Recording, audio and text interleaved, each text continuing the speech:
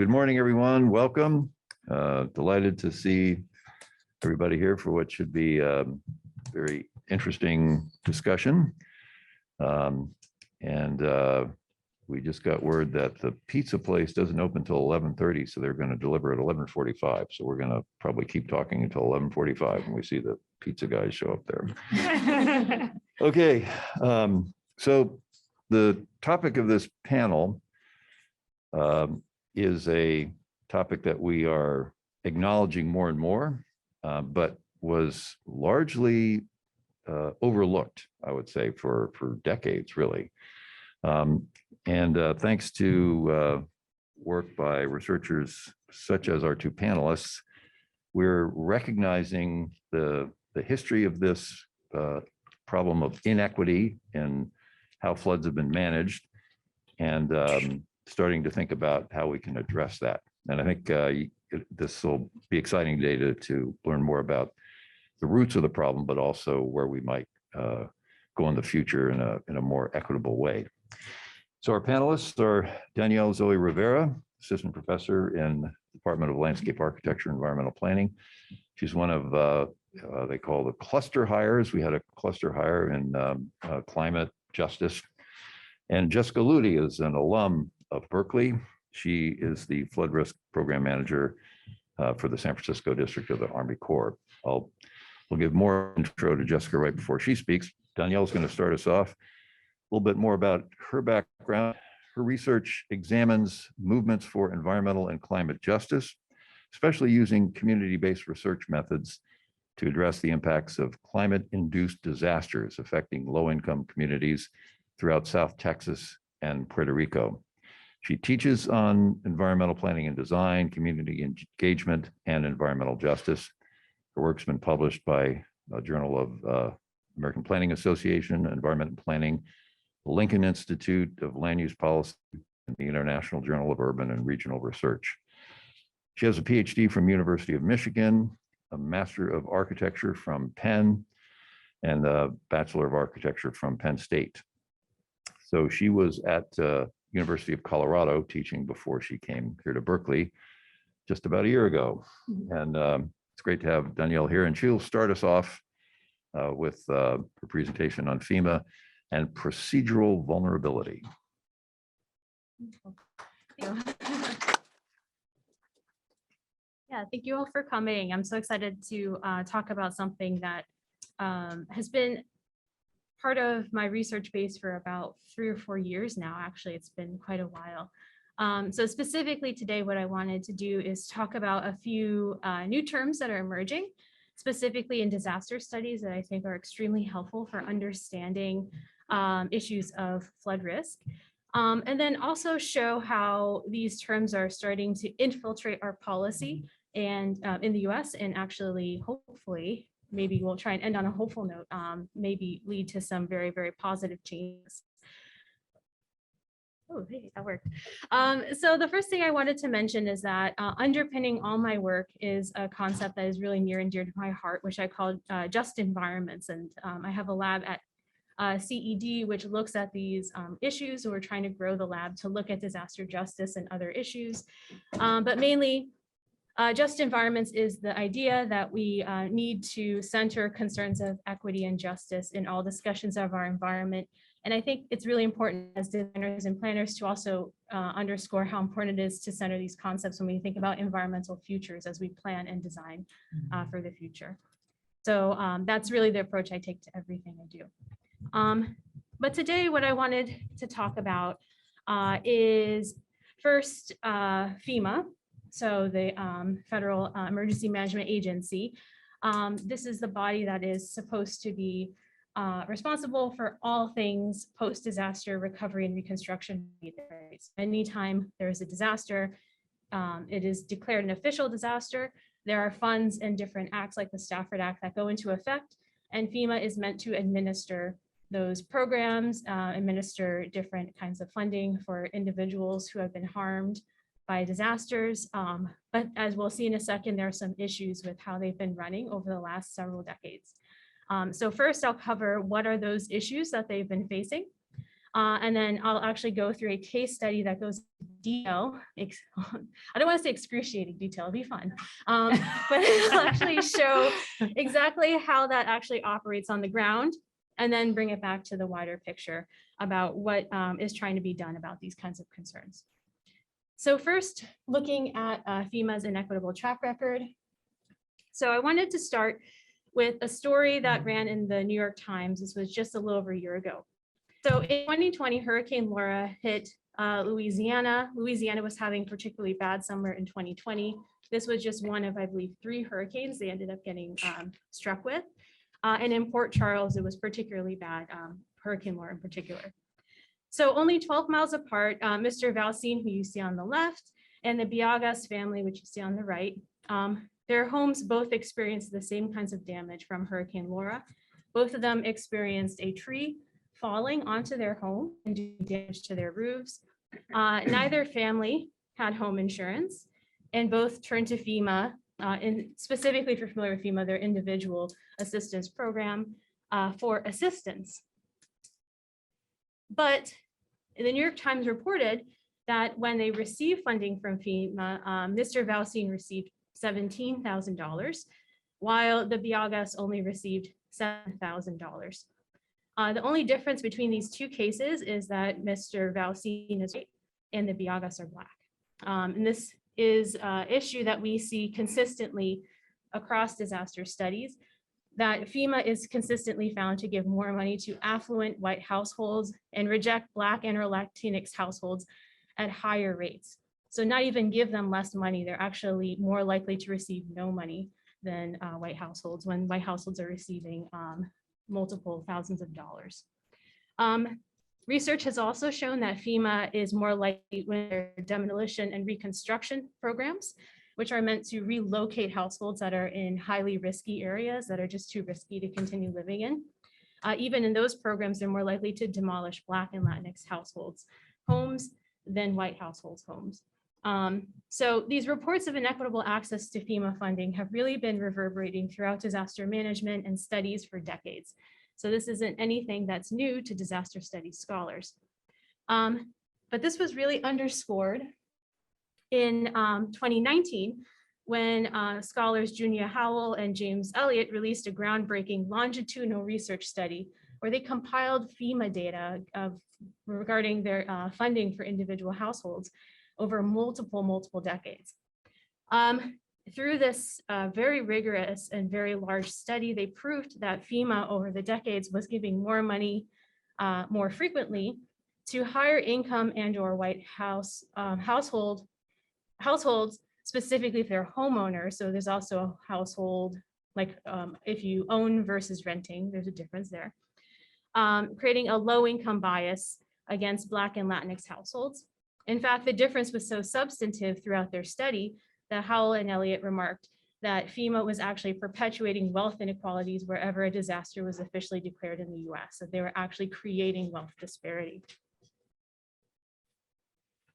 So returning to the New York Times report, what I found really interesting about this report is, despite all of these different studies, and despite studies like Howell and their report, basically the New York Times reported that leaders at FEMA were wrestling with the complicated question of why these disparities exist and what to do about them. So what I contend here, and I'll show in a second, is that I think the trouble surrounding FEMA trying to understand how they're doing this is basically derived directly from how we discuss disasters, and specifically how we discuss vulnerability. So to sort of put this in perspective, back in the early 2000s, disaster researchers like Susan Cutter began to describe how biophysical vulnerability, or the amount of damage experienced because of a disaster, was well researched and kind of over-researched at that point. But as Cutter mentioned, the social factors influencing vulnerability were less understood. So since the turn of the century, research on social vulnerability has grown exponentially since Cutter and others made this point. And what we've been trying to show is how various elements of one's identity lead to inequitable post-disaster outcomes depending on what those different elements of your identity are. And we refer to that as social vulnerability. And they've been hundreds of studies, including the ones I've just mentioned, amongst many, many others, that have confirmed correlations between post-disaster recovery and reconstruction outcomes and one's race, age, ethnicity, income, immigration status, rentership versus ownership, gender, your primary language spoken, educational level, amongst many, many others. I mean, there are all these different metrics that really come together to create social vulnerability. And these metrics are most commonly compiled into indices that allow researchers and policymakers to identify very quickly areas that may be of highest concern in post-disaster recovery and construction. The most famous index, social vulnerability index, is the Social Vulnerability Index, or SOVI. And these are very common and oftentimes debated, how they weight different elements of one's identity, which markers are more important for defining post-disaster recovery outcomes, et cetera. But what I find interesting is that even with decades of this kind of research going on, that these indices have still largely failed to explain to us explicitly why these correlations exist between one's identity and poor post-disaster outcomes. And more crucially, what we can do to break these correlations, which I think is, for, especially for planners and policymakers, the most important thing. How do we break these correlations? And Cutter herself even noticed this. I want to really point this out, that in her early pieces on social vulnerability, her hope is that she would expose the inequities underpinning post-disaster recovery and reconstruction. But in SOVI and other social vulnerability indices, these underlying factors are obscured as the focus is overwhelmingly on one's individual characteristics, and it has taken the systemic issues sort of off the table and overemphasized the individual. So it's critical to know why this is happening in low-income households of color, because as we're seeing, if we don't address these poor outcomes for these households, they're at higher risk of being displaced, which is Adrian's work. But they're at higher risk of being displaced. That's what we're seeing after disaster. So not addressing these issues explicitly is leading to really bad outcomes in urban areas across the nation. So what I've been looking at is the idea of procedural vulnerability, which is a new concept that's been emerging to try and get at the underlying factors, creating these inequitable outcomes. This term emerges from Indigenous disaster scholarship. Scholars were trying to understand the ways in which injustices were being procedurally built into post-disaster recovery and reconstruction programs, specifically initially in Australia and Taiwan. But that work has now sort of come over to Canada and the US as well. This new framework takes procedural justice at its core, or the recognition that when injustices occur, it's not from the community's relationship to the environment, but their relationships to those who hold power over them that's creating the injustice, and how that actually works through policy and through programs is really important.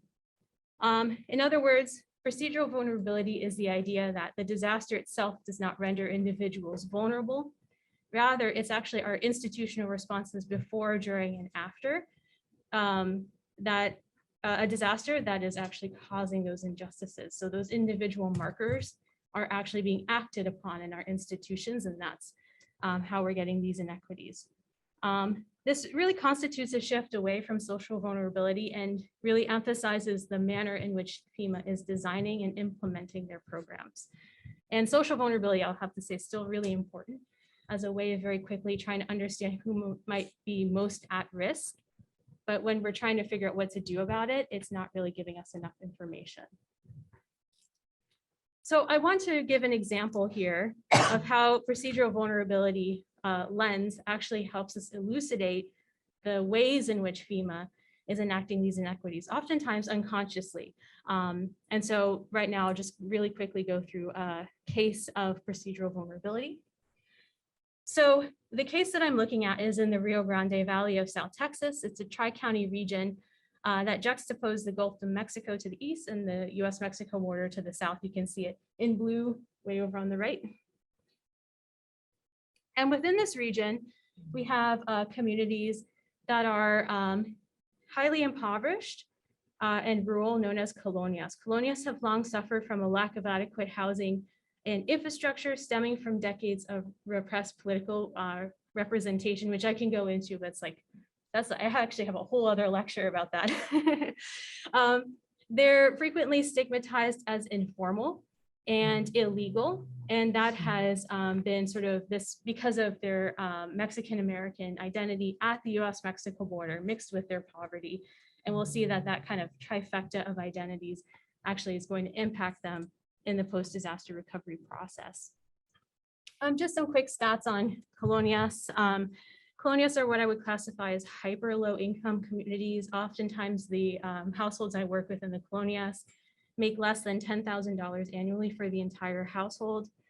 They have twice the poverty rates of Texas and the US. So this is, when I say hyper impoverished, this is what I mean. There's a lot of concentrated poverty in these communities.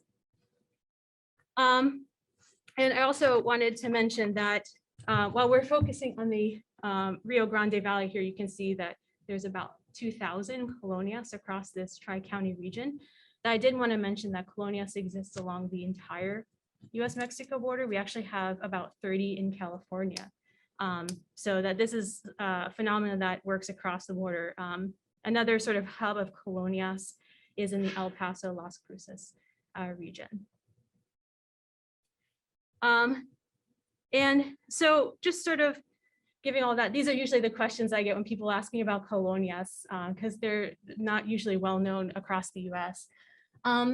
So this is the tri-county region that I work in. In black, you can see all the colonias. And I wanted to show this because, as I mentioned, they're hyper rural, oftentimes outside of incorporated cities, so they don't have access to strong local governance, which becomes a problem when we talk about flooding. That's actually a whole branch of research that my lab is currently working on, is how do we bring floodwater management to communities that don't have strong local governance and representation.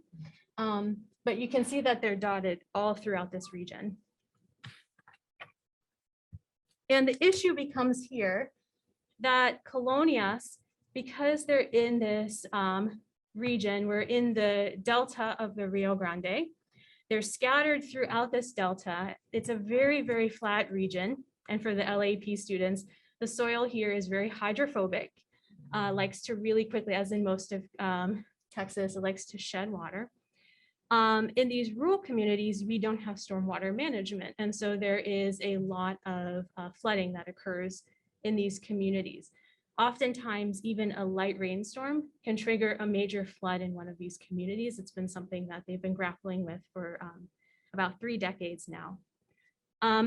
We aren't quite sure what the origins of these flood risks in these communities are just yet. That's actually part of the research that I'm trying to do, is understand why they flood. Initially, we thought it was because they were subdivided from former agricultural land. So farmers would decide it's time to retire. I'm going to subdivide my land and sell it to these hyper low income households for about $6,000. I don't give them any infrastructure. I don't give them a house. But they have a piece of land that they could maybe bring a trailer or an RV onto, and that's their home. And we thought it was that subdivision from the agricultural land that caused the flooding, but actually recent reports from the state of Texas say that might not be the case. There may be a variety of reasons why they flood, which has been difficult for us trying to deal with the flooding issue. We're actually finding that there are multiple sources of flooding. But this is a problem because about 90% of the colonias in this region report having to deal with frequent flooding. But I also want to contrast this with about 90% of the colonias have projects that are at least proposed, but haven't, most of them haven't actually been implemented because of funding concerns. And so that's something we were trying to create a political base for the colonias to compel Texas to actually prioritize these stormwater management projects and get them implemented. So all of this becomes a huge issue for us because when there is a major storm, you can imagine these communities that storm just even or flood under sort of light rainstorms become absolutely inundated in a major storm event. One of the most recent storm events was Hurricane Dolly back in 2008. which came off the Gulf of Mexico and actually made landfall in the region. And here you can see a tract basically right where all the colonias are, in especially Hidalgo County got hit very badly. In the wake of Dolly, it became clear that post-disaster assistance would not help the colonia. So there's a strong base of organizing in this region. After applying for funding from FEMA, 85% of the colonia applications were rejected. This is about 2 or 3 times higher than what you would expect from this kind of disaster. So obviously this woke up all of the groups that I work with who are very vocal. This is Lupe and Arise, 2 of the colonia-based organizations in the region that are protesting many things, but amongst them was this lack of awareness of what happened through Hurricane Dolly in this particular protest. They eventually were able to get enough money together. So Lupe has a constituency alone of 10,000 people. And what they do is with these hyper low income households, they just ask for little tiny bits of money, $1 here, $5 there. And eventually they're able to fund enough, amass enough money to get a lawyer and sue FEMA. And that legal case formed the basis for our case study. So this was really the way in which we were able to get lots of information about what was happening after Dolly.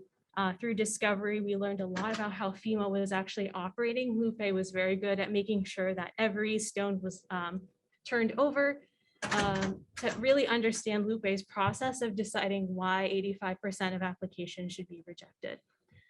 So this is really what we were using to understand the procedural vulnerabilities in this case. The main thing that came out in discovery in this lawsuit is that the home inspectors that FEMA uses are basically the first way in which discrimination is introduced into the process. So what was happening is when you say a disaster occurs, you have home damage you want FEMA to fund, you need to submit an application to FEMA. And then they need to actually certify that the damage that you've listed on your application actually exists on your home. They can't just give you money, right? They have to actually say, yes, this damage exists. But after a disaster, you can imagine how many applications FEMA is likely getting for these major disasters. And there aren't enough inspectors who are available. Maybe some of them are going through their own issues locally with their own homes and their own households. FEMA oftentimes has to pull inspectors from very, very far away in order to actually process these applications. In the case of Dolly in South Texas, they were pulling inspectors from as far as Oklahoma and Kansas, just trying to meet demand. So now we have a whole group of people who don't know the border region, they don't know what a colonia is, they don't know the local culture. Many of them were white. They're in a majority Mexican American community. This community is over 94% Mexican American. And so we're getting reports then of colonial residents having highly antagonistic relationship or interactions with inspectors. Most of them don't speak Spanish. Most of them weren't even sleeping on the property to even look at the damage before saying reject. And so Lupe pushed on this in the lawsuit, and it came out that FEMA had actually given inspectors a map of the region that specifically located the colonias throughout the valley and told them to expect deferred maintenance. I'll define this in a second, but deferred maintenance is essentially one of the ways that your application can get rejected from FEMA after a disaster. So they were literally preparing the inspectors to reject these applications beforehand.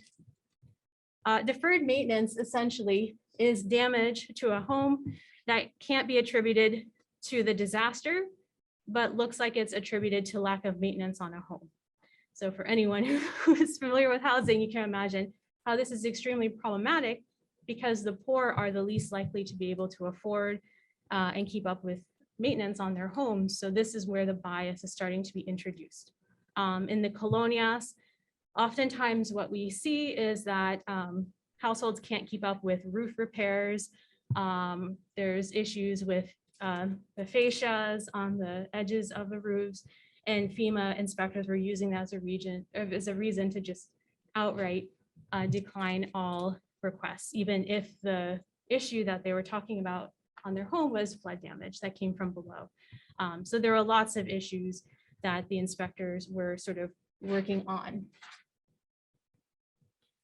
And so what we're trying to look at is through that lawsuit, essentially, Lupe was able to win, but it took them 10 years to actually win this case in court.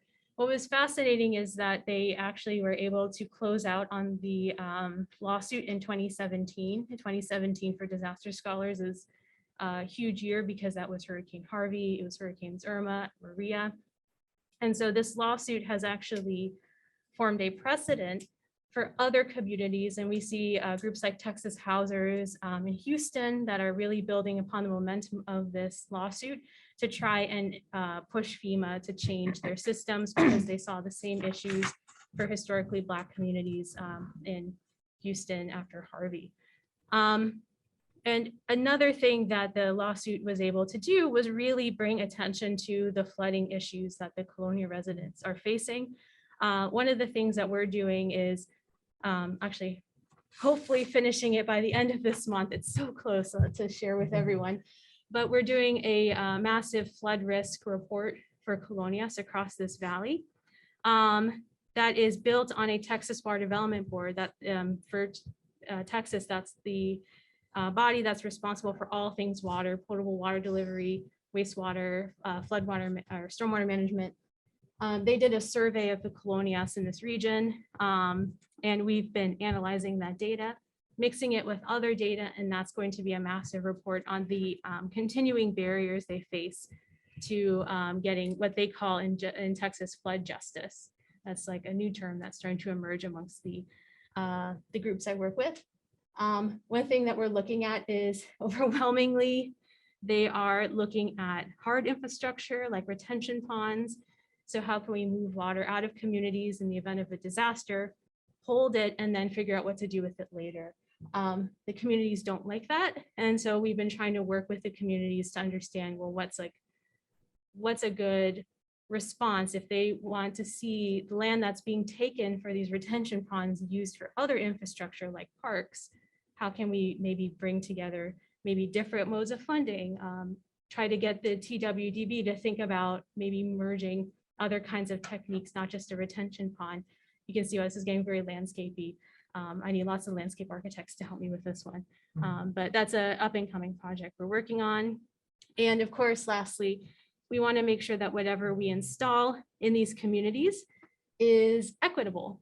And for stormwater management, that doesn't just mean the distribution of who has or doesn't have stormwater management, but we're also looking at, well, what does it take to maintain that infrastructure? So some colonias already have some experimental stormwater infrastructure, mainly sort of open ditches that are meant to just divert water away from the community. But in 2020 or 2021 is when Hurricane Hannah struck Texas and hit this region. And I was getting reports from Colonia residents that they were taking turns going out into the storm and removing debris from the system just to keep the water flowing. So debris was getting stuck in the drainage ditches and starting to cause the water to go back into the community. So they had to go out in their hurricane and try and remove debris. And we really see that as a real inequity, that some communities have systems that can operate in a storm, they're managing debris, others aren't. And we see this also playing out in Houston as well, getting similar reports of these drainage ditches being used in majority Black communities, but not in white communities. And actually HUD just released a report actually confirming that Texas actually has several policies that have actually instituted these inequities, that there's a reason why we're seeing drainage ditches in low-income Latinx and Black communities and not in white communities. It's absolutely groundbreaking. It's actually building upon a lot of the stuff that Jessica will talk about in a second about redlining and other sorts of issues. So just really quickly, I wanted to end this on a positive note. Recently, FEMA has been hearing about all this research that's been coming out from me and many hundreds of others of disaster scholars, all pointing at FEMA and saying, hey, you all have some really serious issues with racism and sexism and all these other issues built into your programs. It's leading to inequitable outcomes. And so they've actually been compelled by the current administration to address these issues. This has led to a number of ideas for how they might start to deal with these issues. So these aren't things that they're actually going to do, but they're considering doing and getting feedback on right now. So first is to create an equity standard across FEMA. I knew this would make you so happy. The second would be more equity and access to funding across states and communities, recognizing that actually FEMA hasn't been giving equitably across different states and communities. We saw this in 2017, Hurricane Harvey survivors received 2 or 3 times more funding than Hurricane Maria survivors, even though there were more people who were affected by Hurricane Maria and the damage was worse. So this is something FEMA is trying to understand, is how do they have parity across disasters, across regions? That's very difficult to achieve. They've also thought about diversity, equity, and inclusion in their training, which is something we saw with the training for the home inspectors that go out to homes to assess damage. They aren't actually given any diversity, equity, or inclusion training right now, which is a huge issue. And also clear hiring practices within FEMA to emphasize our preference across their regions for people who are from those regions, from those communities, would be really big. And then lastly, I wanted to mention is the FEMA Equity Act, which I think is the most exciting. This actually just happened a week ago. So I'm still processing this myself, but I can try and take as many questions on it as possible. But several senators are floating the idea that FEMA actually needs to be fundamentally remade. A lot of FEMA workers agree that there are a lot of policies that actually prevent them from giving equitable funding to low-income households. It's actually written into the Stafford Act that they can't do that. So they actually have some significant barriers to achieving these goals. I won't go through all of these, but the FEMA Equity Act, which was just proposed a week ago on May 5th, is actually hoping to codify changes for FEMA to act in a more equitable fashion. Some of these things are, for instance, ensuring that equity is integrated into their programs. Right now, they can't do that. I mentioned from the Stafford Act. Stafford Act prohibits them from discriminating against anyone of any income. So actually, a lot of high income households have used this as a way of suing FEMA for even more money than they receive, sort of generating more inequities. They want to create a steering group within FEMA that's specifically focused on equity and many, many other awesome endeavors. So I just wanted to mention this. I'm still processing all this information because it was just released about a week ago, but I just wanted to present that. But I'll leave it at that. I'm happy to take more questions in a second, but thank you. Thanks, Danielle. So we're going to move on to Jessica, and then we'll open it up for general discussion. I think that's probably the best way to get all the cross-fertilization here. So Jessica is the Flood Risk Program Manager and Environmental Justice Coordinator for the San Francisco District of the U.S. Army Corps of Engineers. So through the Corps' Technical Assistance Program, Jessica and her team partner with communities in the district's area of responsibility to identify and implement solutions for equitable, just, and sustainable climate adaptation. She also leads the district's efforts to implement the federal government's priorities to advance social and environmental justice. So her work is informed and inspired by collaborations and scholarships of researchers and colleagues inside and outside of the federal government, and by decades of environmental and disability justice leadership from Indigenous peoples, peoples of color, and other historically marginalized groups. She is co-chair of the Social Justice and Floodplain Management Task Force at the Association of State Floodplain Managers, which is the primary organization that deals with flooding issues around the country.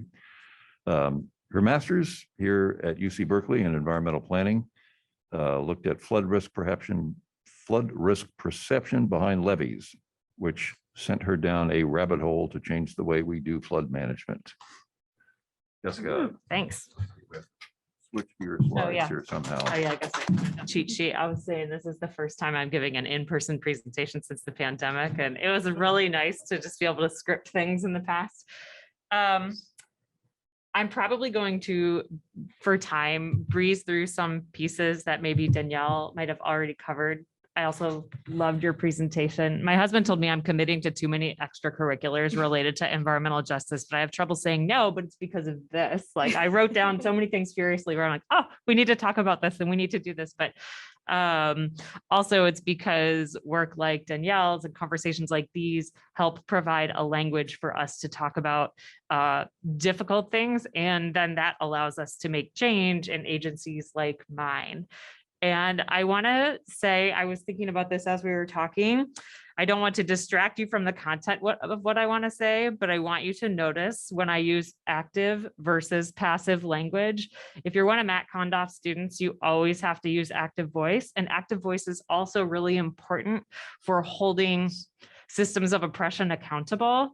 But you'll notice that a lot of my language is passive voice. And some of that is very specifically because I've gotten like hands slapped inside my agency where people feel really uncomfortable when you call things out or name them because it's so it's easier to talk passively. And anyway, I'll stop there, but I guess I just want to say that this is something I'm very aware of, and depending on the audience, I may remember to change the slide back to more active or not. And I realized I forgot to do that, but so I won't go through this, but this is why I'm here today. These were some survey responses from my master's thesis where I sent surveys to people behind levees below sea level in Stockton. And I got these types of response. And in particular, these last two were the ones that I just, that I was, I couldn't unsee. And I thought we need to do better for the communities that we serve. So I'm going to hit on a lot of some things that Danielle talked about, and also the kind of how did we get here piece, which I've spent kind of the better part of the last 2 years sort of over consuming disaster research and podcasts and following active Indigenous activists and I mean, just everything to try to figure out where and how the systems in flood risk management in that field, where and how they perpetuate inequity and where and how we can change it. So this is kind of the story. Matt, I forgot that I included that reference and acknowledgement in my biography, so I won't go through all of this right now, but just a clear acknowledgement that this is not new, and the work done by everybody else with a marginalized identity is something that I'm building off of. So the flood risk management equity gap, it doesn't have to be a formal term, but I'm basically talking about the differences between those who sort of carry the burdens and those who get the benefits. So lots of studies out there show that minority, and I also say minority because the federal government is uncomfortable with you naming specifics. This used to say, well, I'll stop there. Anyway. Communities of color, Indigenous communities, people with disabilities, they carry the burdens and the risks and feel the impacts of flooding much more significantly than others. And then we also know, Danielle mentioned this, that floods and disasters make pre-existing inequities worse. In addition, many of these folks are also already burdened with compounding environmental justice, environmental health concerns, over policing, over incarceration, and these are the same groups that have the least funding and power to affect the decision-making that could help them reduce their risk. We see this in every part of the flood risk management cycle. This used to say systemic racism is in every part of the flood risk management cycle. I had to change it to inequity can be seen. We're gonna touch on some procedural things, right? Like minority and low income populations are overrepresented in flood prone areas. They're also excluded intentionally or unintentionally from the process. We see this is a passive description. it kind of makes it look like it's the person's fault. A low-income person or a person with disability lacks the resources to evacuate, but actually, like, our shelters don't accommodate people in wheelchair or medical equipment. I recently learned from the disability justice panel we had that people who are on Medicaid coverage, it doesn't cover you out of state. So if you have to evacuate from a hurricane out of state and you need medication or medical equipment or emergency, anything, you have to pay out of pocket, or you can't get it if you're poor. And then also power restored last to diverse neighborhoods. This is because, like, the louder, more affluent communities are out there getting kind of their needs met first. So this are just a couple of many examples. So, you know, what's our role in reducing some of these inequities and bridging the gap? And I'm not going to go into this, but she mentioned social vulnerability.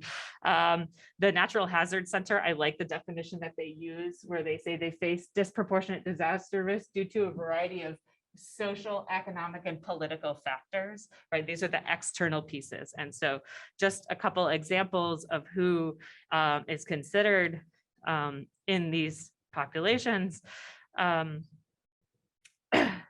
and more. But to clarify, having these characteristics doesn't make someone inherently vulnerable. Their vulnerability is created by external factors. So how did we get here? This is kind of the spoiler alert. I'm going to start with the end up front, and I'm sorry for all the words and the small font, but I will read it to you. So the story is essentially, as we found it, that historical policies and practices created this baseline level of inequality or inequity, this uneven playing field, if you will. And then because all of our modern practices are built on this inequitable foundation, even though they seem like neutral, yeah, benefit cost, these are race neutral, right? They perpetuate that inequity. They reinforce that inequity. And then finally, minority, low-income communities, other groups are not well represented in the planning process or in the profession. We looked at our report. The Army Corps, out of 30,000 employees, is something like 80% white. And yet that is not the percentage of white folks across the United States. These also sort of, the reason we got here is because these don't align with social justice tenets or social justice principles, which are centered around equity, access, and participation.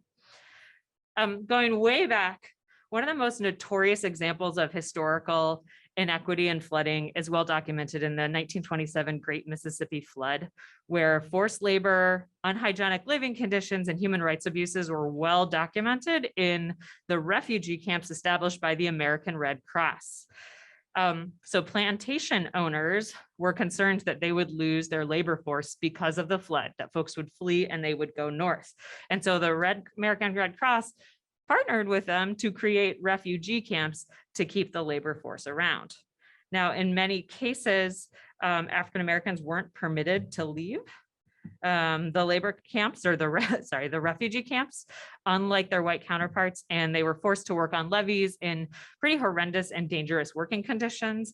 There's some accounts of African Americans being taken out of their homes or off the street, walking home from work and forced to work on the levees, and there are many more horrific accounts that I just, I don't want to re-traumatize folks by recounting them, but I suggest you can find this stuff online. You can read Rising Tide by John Barry. This is all very well documented.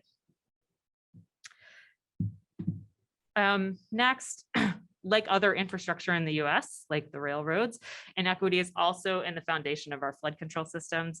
So if you start from left to right here, much of the Mississippi River levee systems were originally constructed by forced labor from enslaved people stolen from Africa through the Atlantic slave trade in the 1700s, and then later by prisoners at Louisiana State Penitentiary, which is also known as Angola Prison. And 10% of those workers died during the process. We know today that the descendants of those folks who built those levees did not benefit from the economic wealth generated from cotton and other types of farming. And even after emancipation, because of a series of federal and state laws, African Americans that did continue to farm along the Mississippi River were denied opportunities to own their own land or to earn fair market wages. You could read The Color of Law and check out like why the hospitality industry and agricultural workers are some of the only ones without reasonable minimum wages. It's because who did those jobs? Over on the left coast, where we are, levees in the California Delta were built largely by exploited Chinese labor at $1 a day in the late 1800s. They also didn't benefit from the wealth generated from farming in the Central Valley. And shortly thereafter, they're forbidden from owning land. New Chinese folks were prevented, new immigrants, not new people, but were prevented from coming to the US because of the Chinese Exclusion Act. And then I'm also told by colleagues in our Sacramento district that anecdotally, if you're working on levees in the California Delta, you have to have cultural resources monitors with you because you are most likely going to uncover indigenous remains or cultural objects. On the right, we're looking at a Sioux chief oldest son who's looking out over the former floodplain of the Missouri River on an official visit to the Oahe Dam in South Dakota. In the 1940s, Congress passed the Pick-Sloan Plan in the name of flood control, which constructed a lot of dams on the Missouri River, and in doing so, forced thousands of Native Americans to relocate. In the San Francisco district, up north of here, we have the Coyote Valley Dam, which is Lake Mendocino, I believe, which forced the Coyote Valley Band of Pomo Indians to relocate, and in the process surfaced human remains, which are currently in possession in a museum, I think either at Berkeley or with the Army Corps, but then we're working together to repatriate them underneath the Native American Graves Protection and Repatriation Act. I'm going to shift away from flooding for a moment to talk about more general historical policies and practices that have a lasting effect today on flooding, flood risk management, and benefits. So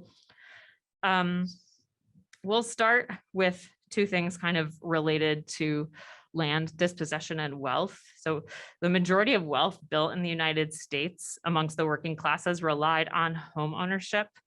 But the Indian Removal Act of the 1830s forced thousands of Southeastern Native Americans to relocate from their ancestral territory. We have many more instances of this across the United States. I don't have all the acts, but and then we have a series of laws together known as redlining, which were housing practices between the 30s and late 60s to early 70s that denied communities of color, people of color, the ability to buy homes or to get loans to buy homes. In addition, it artificially devalued properties and it segregated minority communities into areas with extreme flooding, pollution, toxic facilities, substandard housing, poor quality infrastructure. The Brookings Institute put out a report that redlining, well, basically that owner-occupied homes in majority Black US neighborhoods are undervalued by $156 billion.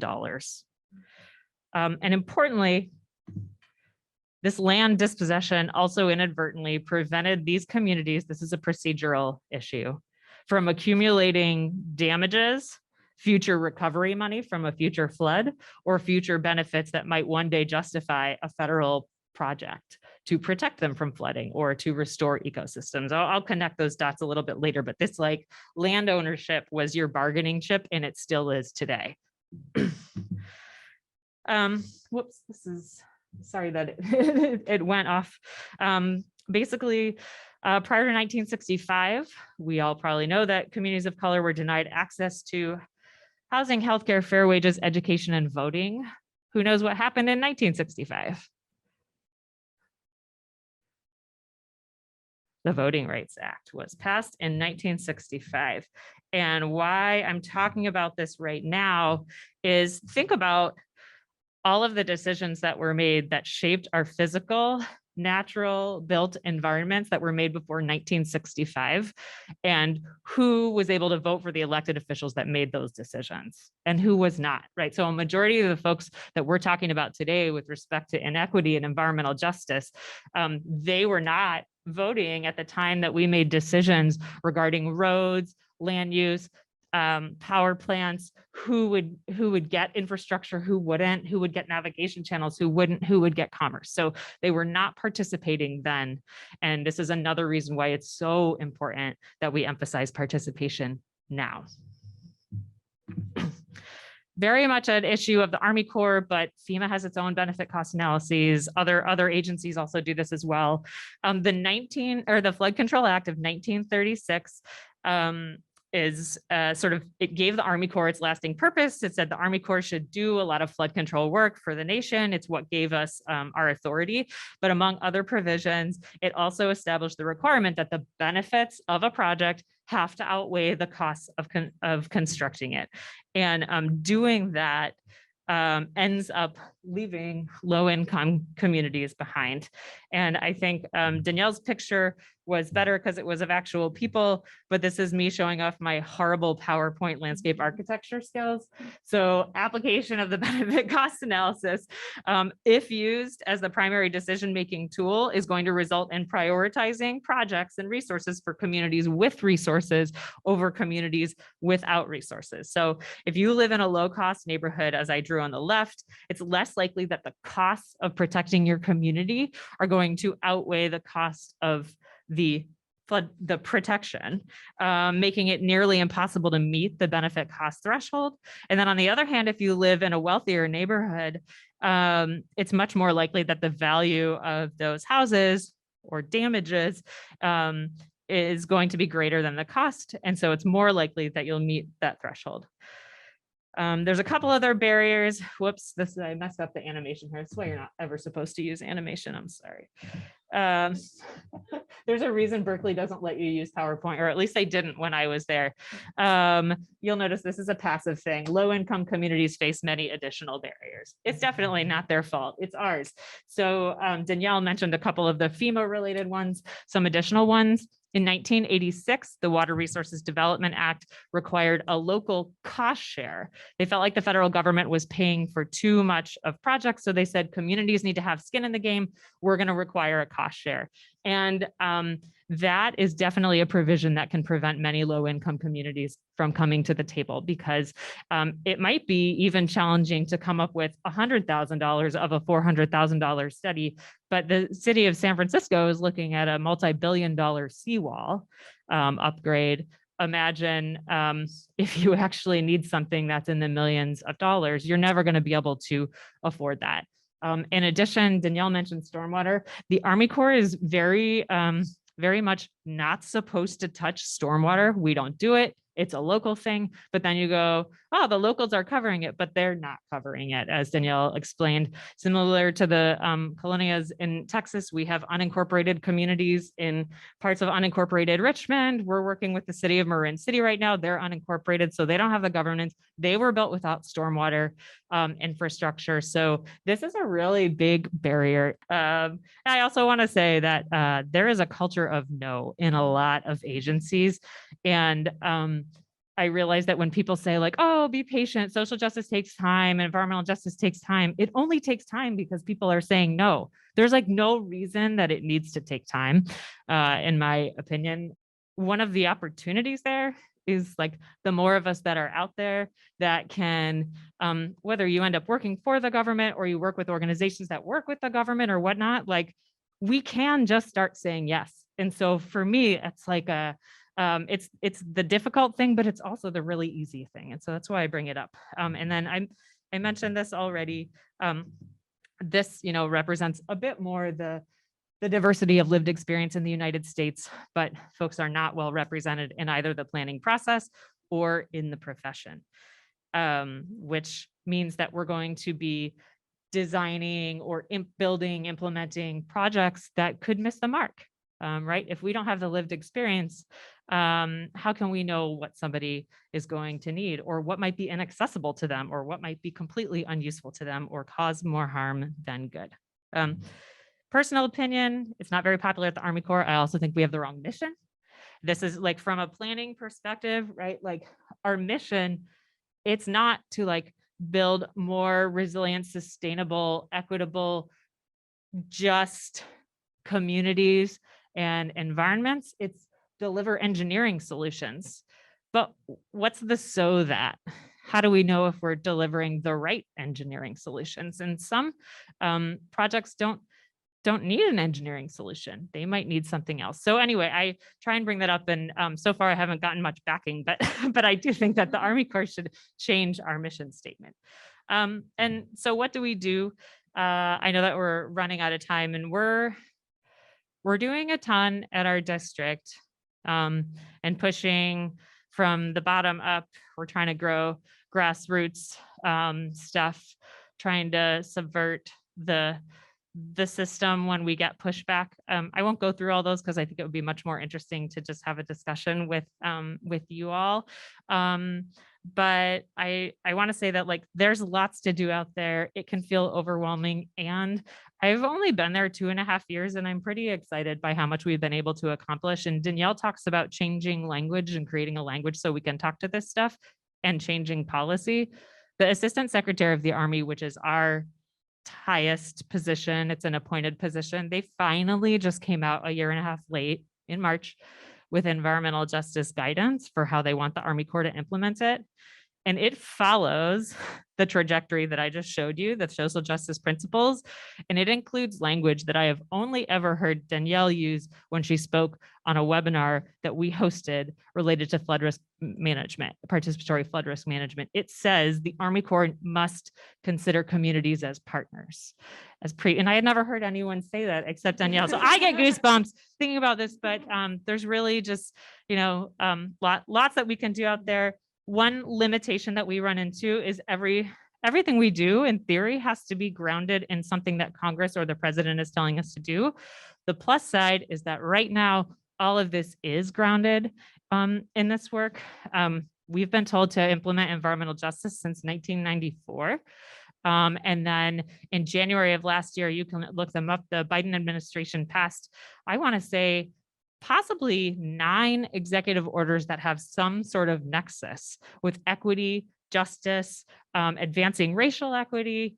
There's the Justice 40 initiative. So there is a lot out there that we can do. And I think that it's like turning the Titanic. I think the federal government is going to be slow to react because there's a lot of institutional inertia. But I think that, like, through smaller programs and through relationships and talking with more and like bringing on awesome interns and whatnot, right? Like, I think that we can end up doing a lot. And so I just want to say, like, I am hopeful. We have a lot of growing support and interest across our agency, both from the bottom and also the top down. We can start getting somewhere faster. And we also have resistance, which is a very real thing. But that's where you all come in. So we'll just count on you for that. And I'll stop there.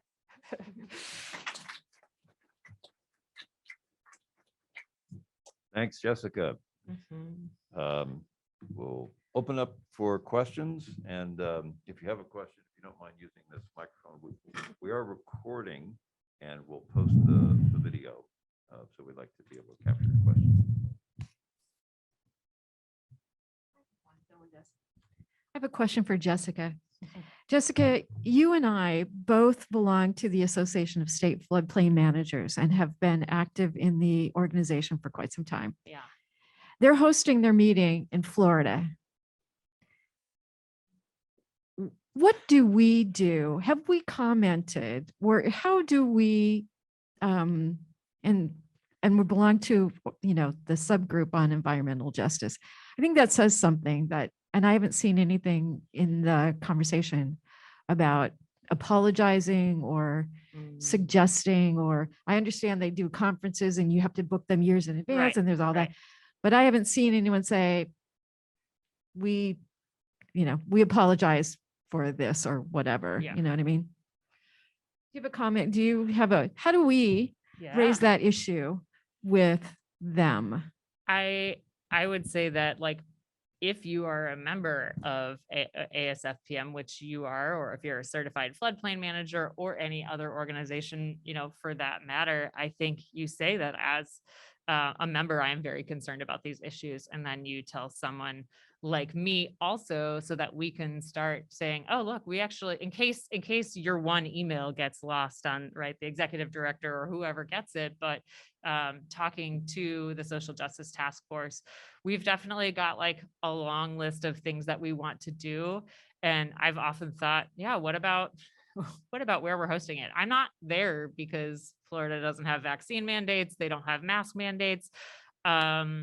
And I've got an unvaccinated toddler at home. If I had a sick parent at home, that would also limit me. Or anyway, but on the list of things that the task force wants to tackle is just the myriad ways that we can also make our conference more inclusive and accessible to people, whether it's folks with disabilities or low income folks, or and can we have it in areas where can we say we're not going to give thousands of dollars to economies that don't align with this. But I would say that in the process of developing the task force and getting the policy voted on, I got so much more pushback than I was expecting.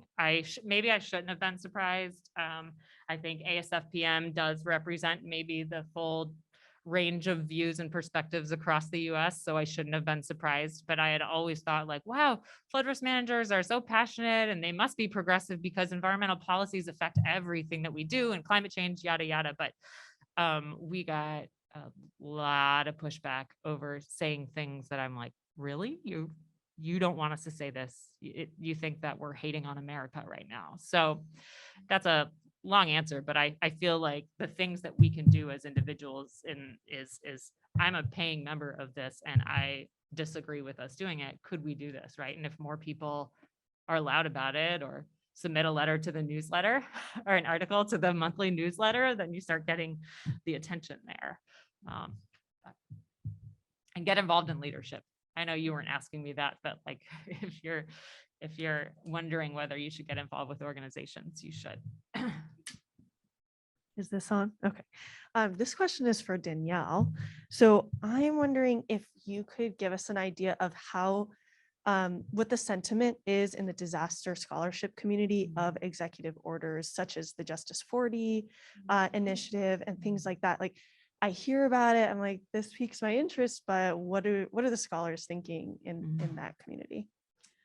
Yeah, I mean, I think it would be hard to speak for everyone in the disaster field, but I think the overwhelm is that it's not really striking at the heart of what we should be doing in terms of equity inclusion, that we can't just have a set percent that somehow we're going to give nearly, the majority of Americans, just say like 40, it's just 40%.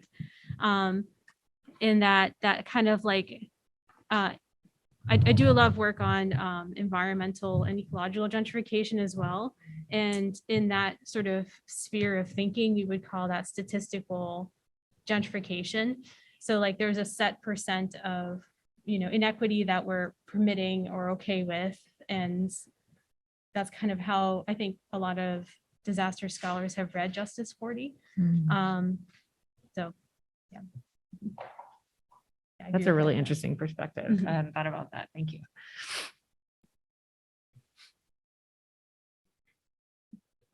Thanks so much, guys. It was really great to hear from both of y'all. I guess, Danielle, one thing that I'd love to hear you speak to in the Colonia's work is the role of property and land tenure, right? So and you said that this is a place that gets sort of stigmatized as informal.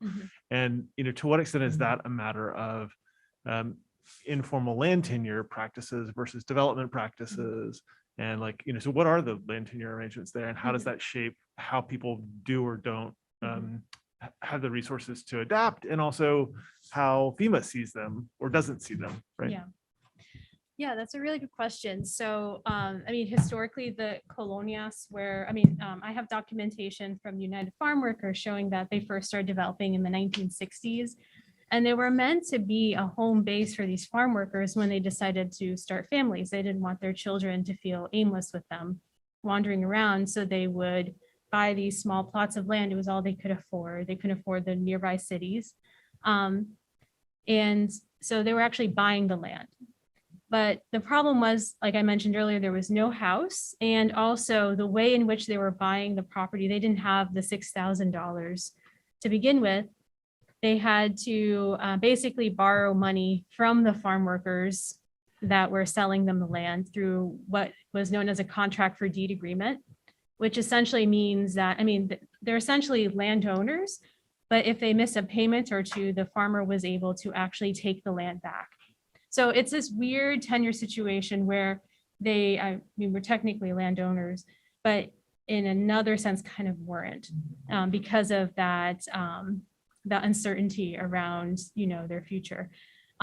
Most of those contract for deed agreements in the 90s were outlawed because they were extremely predatory. They're oftentimes written in English. Most of those residents only read and write in Spanish, so they weren't quite understanding what they were signing. So there's a number of groups like the Texas Rio Grande Legal Aid and others that actually helped colonial residents get out of those agreements.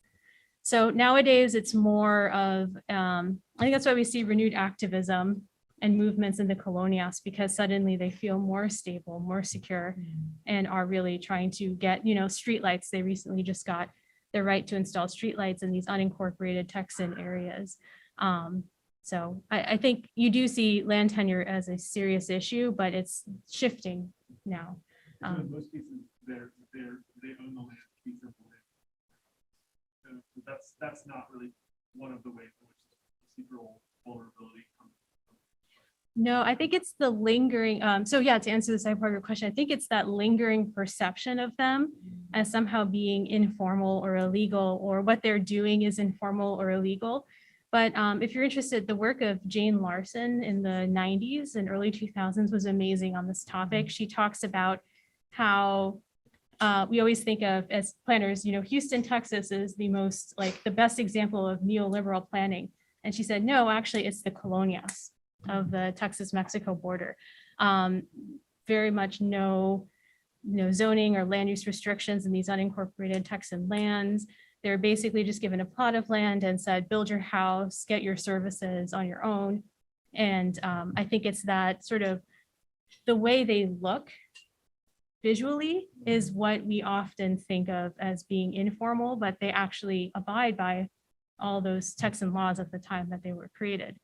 And so I have actually a piece coming out in a book called The Informal City, where we talk about how the visual look of colonias has led to their stigmatization. But if you look at the policy and the planning, that they're actually legal settlements.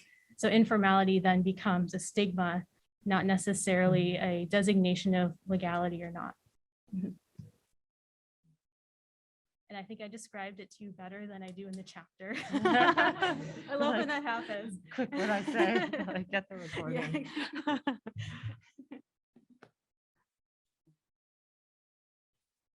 I have a question for Jessica. So I was looking at Watsonville, Pajaro River's new plan for a levee.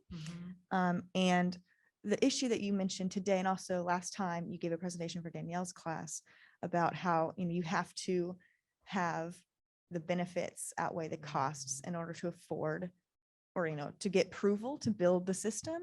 And so like, for instance, Watsonville, Pajaro is that classic example you showed of one side is very valuable and the other side is not very valuable, not a lot of development.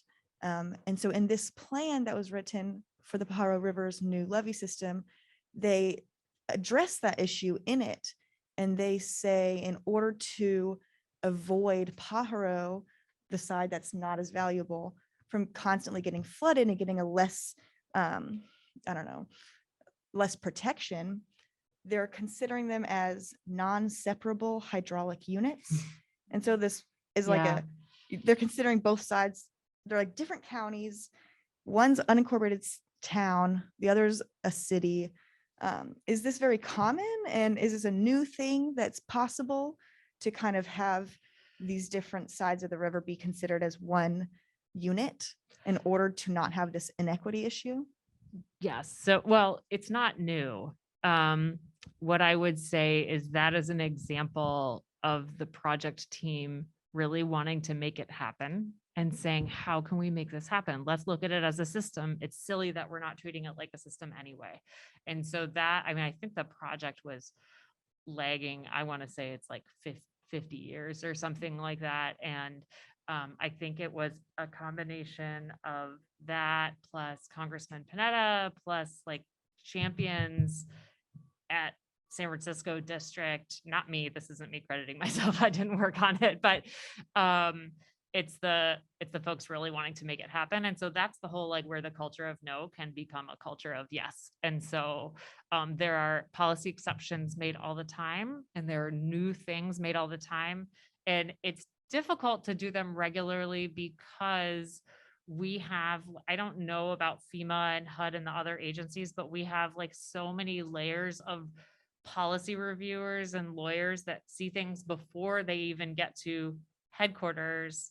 And then before it gets to Office of Management and Budget. So like Office of Management and Budget can also see something that we recommend. We're like, we still think this is the best, the right thing to do. And Office of Management and Budget can say, I have $50 billion worth of requests. I'm still going to put the money, we're still going to appropriate the money where we're getting the best bang for our buck, and Pajaro isn't it. So yes, we can do it, and we need more folks to be doing that. And I think that the type of guidance that we're getting from the Assistant Secretary of the Army and from the administration, it's telling us that we need to do this. And there's hurdles every step of the way. So it's not common yet.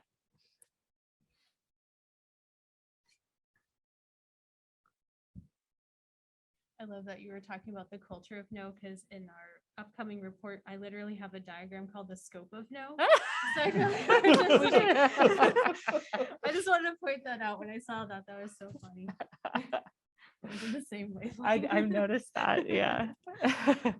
Just a quick comment on the individual assistance program. California has only received individual assistance designations 3 times. So it's not totally confined to low income, but California has, even with all the wildfires and everything, we have only received individual assistance, I think 3 times. Wow. Interesting.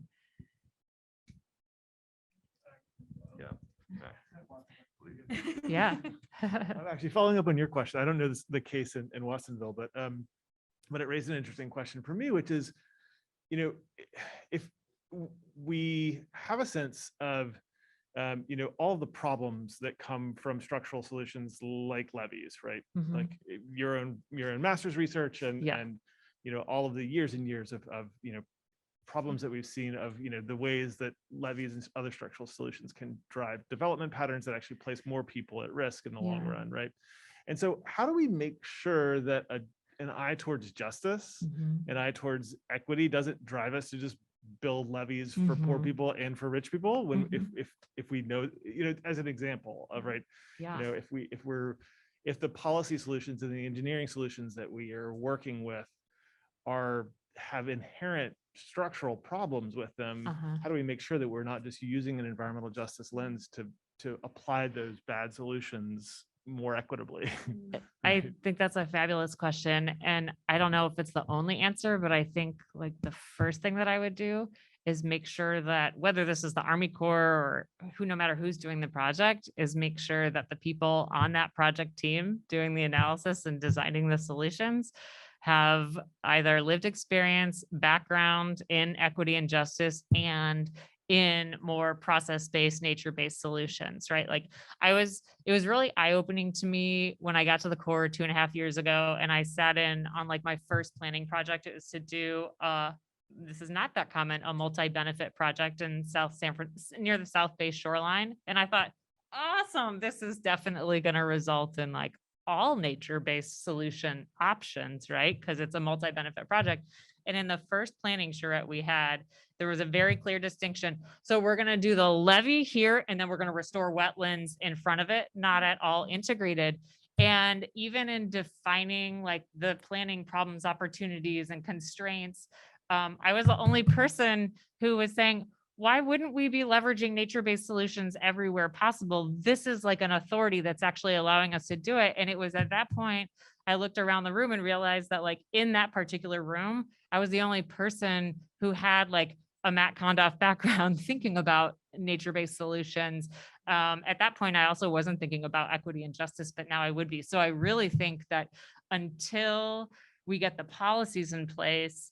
And when we do get the policies in place, that we need the workforce that is thinking about equity and justice and nature-based solutions together.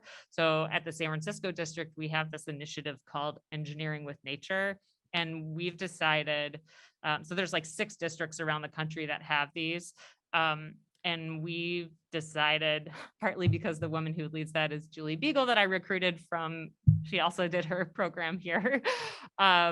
We decided that engineering with nature and environmental justice have to go together. And if the Corps needs to like make something catchy, then we'll call it engineering with justice. I don't know, but eventually we just want it to be called engineering or floodplain management, right? It shouldn't be environmental, it should be the way that we do business. But so, yeah, I think we need the people and the skill sets to make sure it happens. I heard, before I got to the Corps, I heard the expression, if the only tool that you have is a hammer, then everything looks like a nail. And along that line, traditionally, the split between the Corps and the local sponsor is that the Corps would be handling the structural stuff, and the local sponsor, they would deal with the landowner, the easements and purchasing the land, all that kind of stuff.